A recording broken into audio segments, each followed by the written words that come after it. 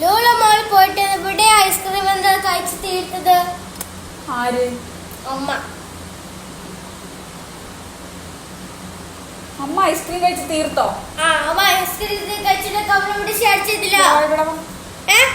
അമ്മ ഐസ്ക്രീം കഴിച്ച് തീർത്തു, ഷെയർ ചെയ്തില്ല. ഒന്നും ഷെയർ ചെയ്തില്ല കവിന്. കള്ളം പറയരുത്.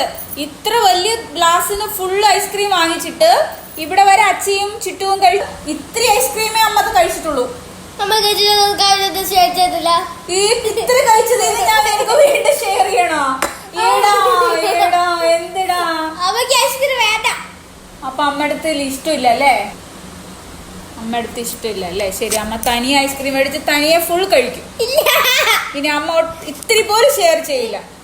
ഇത്ര ഐസ്ക്രീമിൽ ഇത്ര കഴിച്ചതിനാണോ ഷെയർ ചെയ്തില്ല പറയുന്നത്? അതും കൂടി ഷെയർ ചെയ്ത പിന്നെ അമ്മ എന്താ കഴിക്കാം? ഐസ്ക്രീം കഴിക്കണ്ടേ? വേണ്ട, ഷെയർ